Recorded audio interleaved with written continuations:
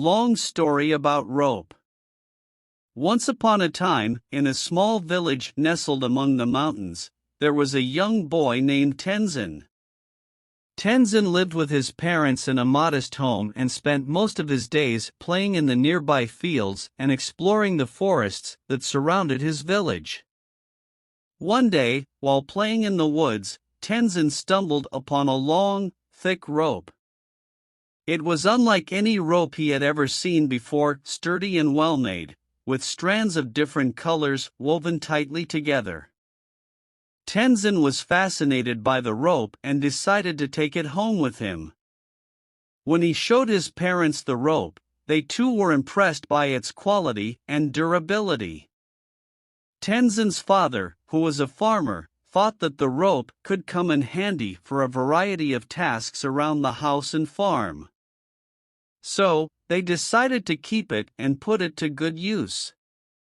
Over the years, the rope became an indispensable tool for Tenzin and his family.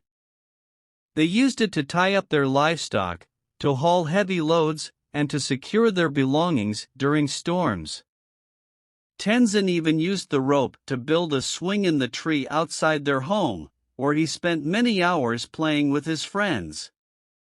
As Tenzin grew older, he began to appreciate the rope in a different way. He realized that the rope was more than just a useful tool, it was a symbol of the strength and resilience of his village. The people of his village had always been resourceful and inventive, using whatever materials they had at hand to overcome the challenges they faced.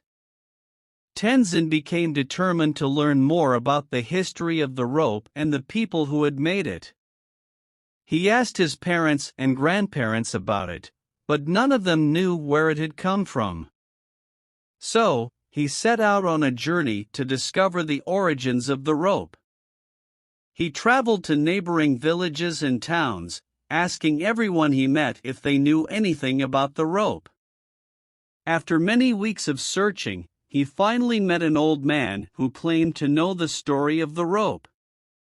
According to the old man, the rope had been made by a group of weavers who lived in the mountains many years ago.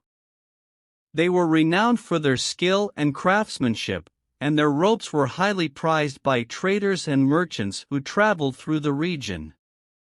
However, over time, the weavers fell on hard times.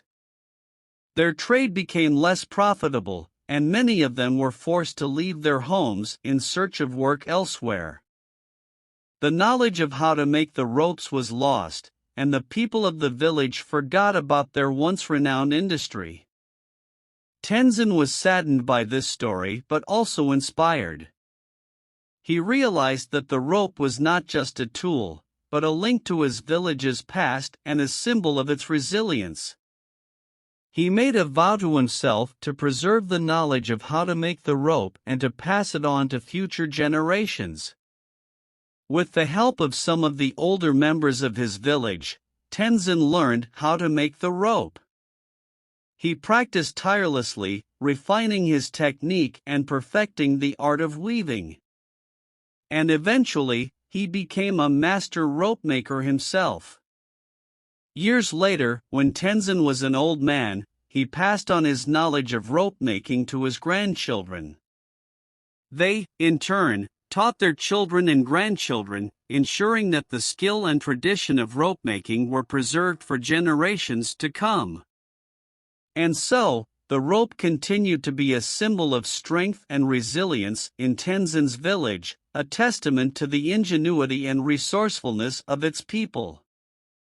And every time Tenzin saw a rope, he was reminded of the power of tradition and the importance of preserving the knowledge of the past.